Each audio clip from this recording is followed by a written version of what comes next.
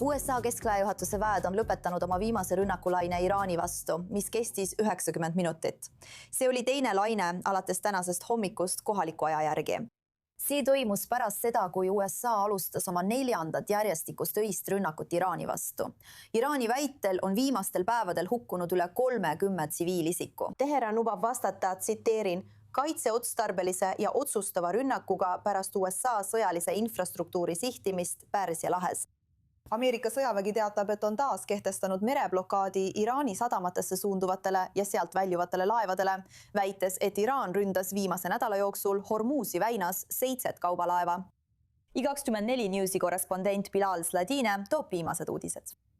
Habras vahel rahu, Washingtoni ja Teherani vahel laguneb kiiresti. Üleöö viisid USA väed läbi 4. järjestikuse öörünnakuid Iraani sihtmärkide pihta, tabades sõjalisi objekte üle kogu riigi lõunaosa, samal ajal kui president Trump suurendab survepoliitikat. Iraan vastab samuti ja laiendab võitlust. CENTCOMi sõnul on Iraan nüüd sihtinud vähemalt 7 kaubalaeva 1 nädala jooksul. IRGC ähvardas peatada veelgi rohkem energiaekspordi marsruute Lähis-Idast. Ja viimastel päevadel ründasid Iraani raketid ja droonid Kuveiti, Bahreini, Jordaaniat, Katari ja Omanit, kusjuures IRGC väitis, et kahjustas USA baase ja Ameerika huve. Samal ajal võimendab president Trump ähvardusi olukorda eskaleerida. Jätan energia sihtmärgi viimaseks, aga lõpuks me tabame energia sihtmärke. Jah, aga täna õhtul lööme neid väga kõvasti. Me lööme neid väga kõvasti homme õhtul. Me lööme neid väga kõvasti ka ülejärgmisel õhtul. Ja siis järgmisel nädalal läheb nende jaoks tõeliselt halvaks, sest järgmisel nädalal võtame sihikule elektrijaamad. Järgmisel nädalal võtame sihikule sillad. Me kavatseme kõik nende elektrijaamad rivist välja lüüa. Me kavatseme kõik nende sillad rivist välja lüüa, kui nad just läbirääkimiste laua taha ei tule. See ei ole esimene kord, kui Trump kasutab sellist ähvardust, et sundida läbirääkimistele. See näitab siiski, et võitlus võib veelgi laieneda, millel võivad olla tõsised tagajärjed Iraanile ja Pärsia lahe riikidele, samal ajal kui Iisrael ei osale praegu võitluses. Kuid Iisraeli ametnikud hindavad, et USA suurendab ettevalmistusi võimaluseks, et Iraaniga võib puhkeda uus täiemahuline sõjaline vastasseis. Üleöö on USA taas kehtestanud oma mereblokaadi Iraani sadamatele. Nafta hinnad on tõusnud kõrgeimale tasemele pärast vastastikuse mõistmise memorandumi allkirjastamist, kuna kasvavad hirmud nafta liikumise pärast Hormuzi väina kaudu. Ja meiega liituvad sellel teemal korrespondent Bilal Sladin ning I24 News vanem Lähis-Ida korrespondent Ariel Osseran. Ariel, alustame sinust. Mis on viimase 24 tunni jooksul muutunud ja millel peaksime järgmise 48 tunni jooksul silma peal hoidma? Jah. Mis on muutunud on see, et USA on oma rünnakute tempot tõstnud. Selle asemel, et oleks 1 laine päevas, näeme nüüd mitu lainet päevas. Nii et tegelikult see järk-järguline eskalatsioon liigub eskalatsiooni redelil aina ülespoole. Täielike sõjaliste operatsioonide juurde naasmiseni on veel pikk tee minna. Aga see on sellele palju lähemal kui täielikule relvarahule ilma rünnakuteta. Me räägime vähemalt 2 üle tunni kestnud rünnakulaineid viimase 10 tunni jooksul. Ja see on väga erinev sellest, kus me olime eelmisel nädalal. Põhjus, miks USA ründab, on see, et president Trump ütles, et vastavus Iraaniga sõlmitud vastastikuse mõistmise memorandumile sõltub Iraani käitumisest, see on tulemuslikkuspõhine kokkulepe. Ja asjaolu, et Iraan jätkab laevade sihtimist Hormuzi väinas, hoolimata lubadusest see lõpetada, hoida väin avatuna ja tagada ohutu läbipääs, ongi see, mis ajendab USA rünnakuid. See on samuti katse saata Iraanile signaal, et USA ei kavatse enam taluda neid Iraani rünnakuid laevade vastu Hormuzi väinas, aga ka survevahend, et püüda tuua Iraan tagasi läbirääkimiste laua taha USA tingimustel. Ja Valer, seni on Iisrael olnud pigem kõrvaltvaataja rollis. USA ei ole seni soovinud, et Iisrael oleks kaasatud. Iraan ei ole Iisraeli rünnanud, andes sellega märku, et ta ei soovi Iisraeli kaasamist. Aga kuidas on lood Iisraeliga endaga? Kas valitsus tahab sellesse sõtta Iraaniga minna? Ja kui nad seda soovivad, siis milline see välja näeks? Kindlasti ootab Iisrael, et Iraan teeks nii-öelda vea. Nagu mõned Iisraeli ametnikud on viimase nädala jooksul öelnud, ootavad nad, et iraanlased ründaksid Iisraeli territooriumi. Nii saavad nad sellesse sõtta sekkuda, sest nad usuvad, et Iraanis on veel töö pooleli. mis tähendab, et Iraanis on veel sõjalisi sihtmärke, mida tuleks rünnata. Ja nad loodavad, et koos USA sõjaväega suudavad nad avaldada Iraani režiimile suurt survet, sealhulgas avaldada survet energeetikale ja taristule ning põhjustada majanduslikke tagajärgi, mis tulenevad ka blokaadist. Mis tähendab, et iisraelased on kindlasti huvitatud selle praeguse konflikti eskaleerimisest. Nad ei usu, et iraanlased annavad selle praeguse Iraani režiimi ajal mingilgi hetkel mingeid järeleandmisi. Olgu see siis tuumaprogrammi või ballistilise programmi osas või nende toetuses relvastatud rühmitustele ehk piirkonna mitteriiklikele osalistele.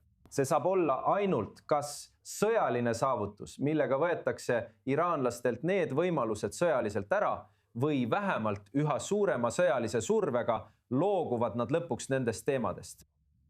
Ja Ariel, mis on Iraani peamine eesmärk praegu? Ma mõtlen, see on mängib USA-ga selles vastastikuste vastulöökide vahetuses. Kas nad kavatsevad panuseid tõsta? Mis see siis on? Mis on nende eesmärk praegu? Kas naasta läbirääkimiste laua taha? Kas saada kontrolli Hormuzi väina üle? Ja nende peamine eesmärk on kehtestada oma ülemvõim Hormuzi väinas. Kui nad oleksid suutnud natuke kannatlikkust üles näidata, oleksid nad ületanud selle 60-päevase vastastikuse mõistmise memorandumi perioodi, mille jooksul väin peab olema avatud ilma tasudeta. Ja 61. päeval oleksid nad saanud väina üle kontrolli kehtestada, aga neil ei olnud seda kannatlikkust. Ja nad pidid tõestama, et nad mitte ainult ei kontrolli väina, vaid võivad igal hetkel oma äranägemise järgi laevu sihikule võtta. Ja just see ai endas seda Ameerika vastulööki, mida nad siis nüüd saavutada püüavad. Nad on end nurka surunud, sest rünnates Pärsia lahe Araabia riike püüavad nad avaldada neile riikidele survet, et need omakorda survestaksid Valget Maja rünnakute lõpetamiseks. Samuti on nende suurem plaan julgustada neid riike veelma Ameerika Ühendriike, et on aeg sealt lahkuda. Et nende kohalolek ohustab ainult neid riike. Aga lõppkokkuvõttes tahavad nad näidata, et Hormuzi väin kuulub neile. Omaanist mööduvaid alternatiivseid marsruute ei tule. Nemad on väina peremehed.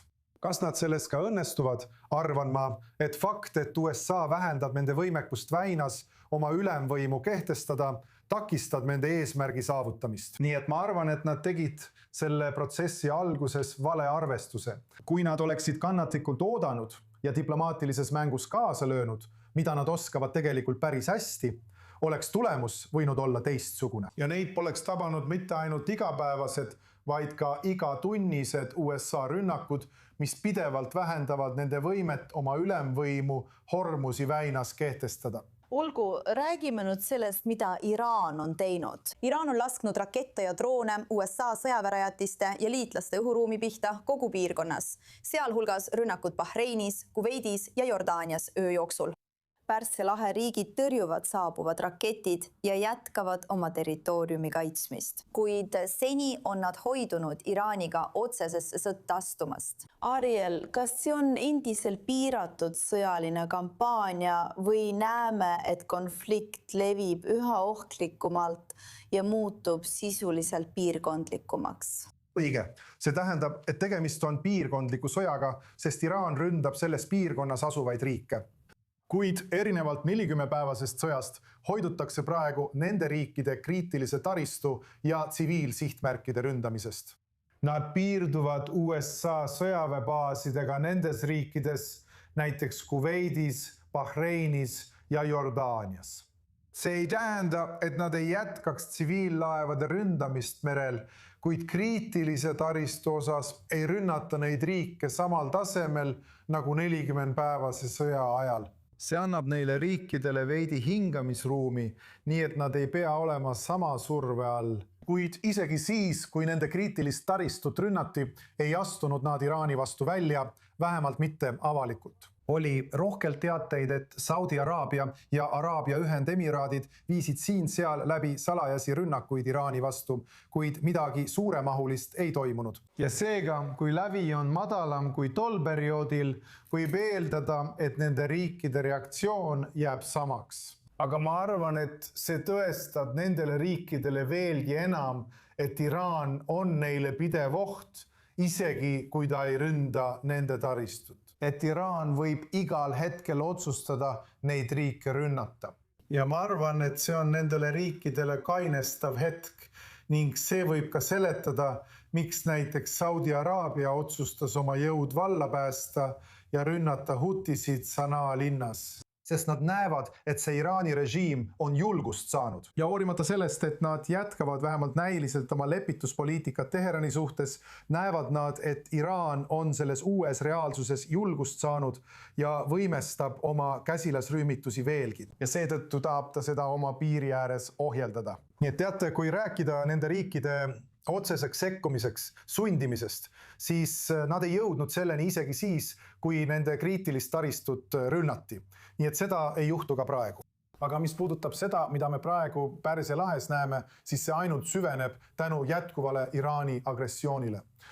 Ja Valer, kuhu sa arvad, et see liigub? Me näeme aeglast eskaleerumist. Kas on kõige tõenäolisem, et me näeme surve jätkuvat kasvamist ja siis naasmist läbirääkimiste laua taha või jätkub surve kasvamine ja järgneb suur otsene kokkupõrge? No see kõik sõltub lõpuks Trumpist ja tema otsusest, sest praegune Iraani režiim ilmselt ei ole valmis tegema mingeid järeleandmisi ega loobuma millestki, mis puudutab eriti Hormuzi väina, mis on midagi, mida ameeriklased ei saa aktsepteerida. See pole ainult president Trumpi huvi, ma arvan, et see on Ameerika huvi. Vaba kaubandus ja vaba laevaliiklus kogu maailmas on midagi, mille osas Ameerika administratsioon, nii see, eelmine kui ka järgmine, ei saa tegelikult teha mingeid järeleandmisi. Nii et Trump peaks Hormuzi väina sõjalise tavamiseks olukorda veelgi eskaleerima. Võib-olla isegi saates sõdureid mõnele sealsetest saartest ja need saared hõivama. Tema ise ütles eile Fox News intervjuust seda, kui me surume iraanlased tagasi rannikule, Iraani lõunaossa, natuke kaugemale, nad saavad samuti paigutada vägesid mõnele neist saartest, mida iraanlased praegu kasutavad laevade ründamiseks. Kui ameeriklased on need saared enda kontrolli alla saanud, siis oleks iraanlastel palju raskem neid laevu rünnata.